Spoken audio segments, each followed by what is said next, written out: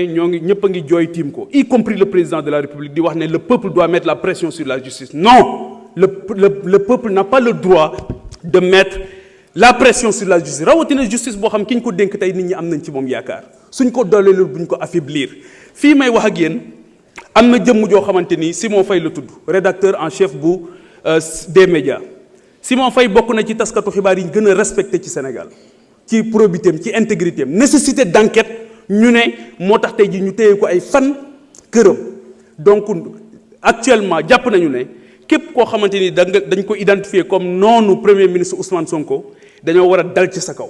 te loolu jàpp naa ne yow benn noon nga war a am mooy ku noonoo réew mi mais lépp loo xam dafa jëm ci yow jàpp nañ ne war nga ko mën a jéggale bu fekkee ne comprendre nañ fii nga xamante ni foofu la réew mi toll. donc Simon Faye ak la justice ak ñi nga xamante ni yëpp dañ leen di woo ci loo xamante ni du dara parce que li nga wax fii léegi ci wàllu justice jàpp naa ne on est en train de redéfinir même la nature de notre régime. Pendant longtemps, on a décrié une administration judiciaire. Aujourd'hui, on va aller vers un véritable pouvoir judiciaire. Loolu lañ doon xeex. Et pour man ce pouvoir-là dañ ko war a gën a conforter war ko gën a liggéey bu baax c'est pas un pouvoir des juges loolu tamit gars yi nga xamante ni souvent ñoom ñooy nekk complètement à côté de la plaque ñoom ñoo koy nekk di wax donc loolu la ñu jàpp ne dafa nekk ay problématique yoo xamante ni war nañ ci taxaw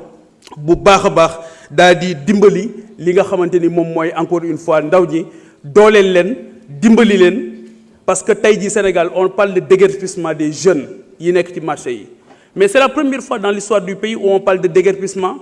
te kenn déggul ñu wax recasement il faut qu'on parle de recasement bu ñuy déguerpir beneen bi mooy la problématique des marchés benn borom xam-xam day wax ne boo demee ci dëkk boo bëggee xam ni waa dëkk ba mel njëkkal ci marché bi nu marché bi mel moom la dëkk bi mel te sunu marché yëpp tey ku ci am ndomba tànk dootoo dem ci marché yi dootoo fa nduggee dootoo fa lijjanti parce que xam nga ne marché yi nekkul aux normes donc il faut qu'on travaille sur un vaste programme de réhabilitation des marchés jàpp naa ne loolu tamit dafa nekk farata ci fi nga xamante ni foofu la Sénégal toll. Monsieur le Premier ministre damay revenir ci beneen problématique boo xamante ni c'est la presse sénégalaise. Excusez-moi mais justice bi doy na c'est bon. damay revenir sur la problématique de la presse. La presse honorable question la ci benn thématique bu noo xaabaabal ci thématique yu bëri donc restel ci justice bi sinon mën nga dem toog. La presse se sent persécutée aujourd'hui. Veuillez couper le micro s'il vous plaît. La presse se sent honorable persécutée. Allez vous asseoir. Allez vous asseoir.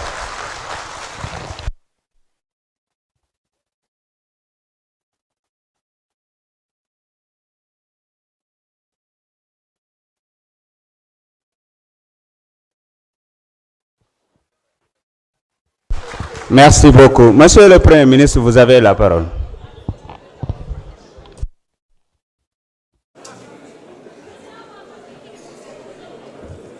Merci, Monsieur le Président.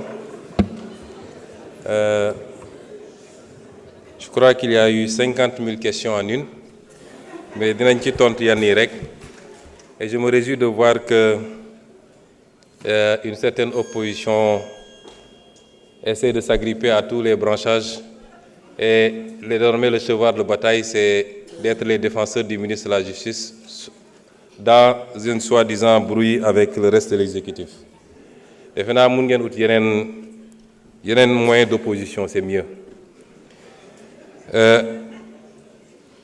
Wax nga ci mbirum licenciement yi je crois que su dee da ngeen tudd licenciement politique rek yéen a ko wax licenciement politique ça veut dire que recrutement politique amoon na pour recrutement politique am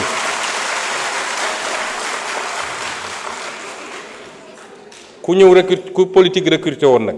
politique war na laa mën a fi dindi loolu amul demal ma ñëw mais il se trouve que ce n'est même pas ça le problème ministre bi Birame Souleye Diop wax na ko léegi on vous a donné des arguments techniques. Répondez par rapport à des arguments techniques. Nee nga justice il faut mu prononcer wu kan moo tere justice prononcer wu les gens sont libres d'aller en justice pour dire que d'accord ma ci sama licenciement et la justice se prononcera c'est pas un débat jarul ñëw fi assemblée boobu vraiment c'est hors sujet. Ensuite, s'il vous plaît, vous parlez de justice. savez wax naa léegi je ne sais pas dans ce que j'ai défini nga xam ne lépp ci constitution laa ko jëlee lan mooy le changer régime bi est-ce que yow xam nga régime Sénégal kon est-ce que vous pouvez me dire la constitution dit que c'est ça je rappelle que c'est ça vous dites qu'on change le régime kon la constitution existante change le régime c'est-à-dire il faut arrêter d'être aérien dee leen wax loo xam ne dañ naan 1 plus 1 égale 2 constitution article wax na lii est-ce que mooy nañ ko dee leen dellu si noonu ci politique parce que sinon da ngay di nekk di lëndëmal askan wi ci wax yoo xam ne amul bopp amul génn la justice elle doit être rendue la justice a été discréditée depuis plusieurs années loolu du lu ñuy nëbb lu Sénégal yëpp d'accord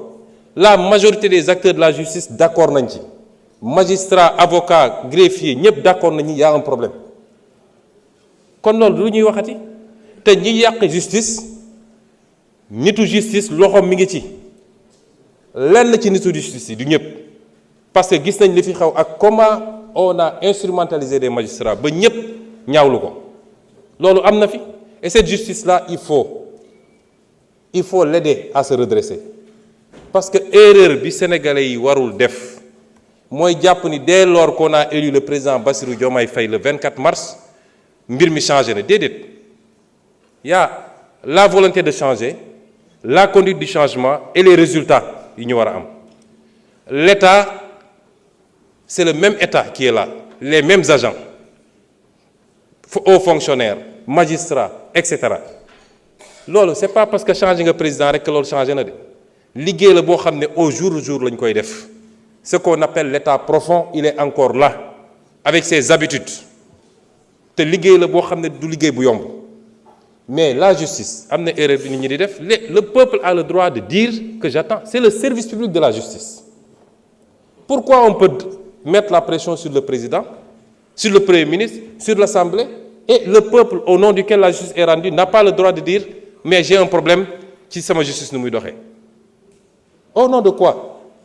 on dit le temps de la justice n'est pas le temps des hommes le temps de la justice est le temps des hommes parce que la justice est rendue au nom des hommes et en matière de justice il y a un principe qui est important la célérité la justice doit être rendue avec célérité ça c'est un principe fondamental du droit mën nañ ci poursuivre sax des magistrats lorsque par leur négligence dossiers yi dafa nekk ba peut-être sax génn ci dugg ci délai de prescription yi on peut poursuivre disciplinairement des magistrats tey bi ñu jóg ñëwee gars yi def inventaire laaj leen dans les trucs dans les cabinets d'instruction ñaata dossiers lañ fa fekk des milliers de dossiers qui dorment là-bas depuis longtemps on peut trouver des justifications peut-être amuñu suffisamment d'effectifs peut-être les conditions de travail mais en tout état de cause la justice doit être rendue avec célérité parce que le citoyen doit pouvoir connaître son sort rapidement et la société doit pouvoir être édifiée sur le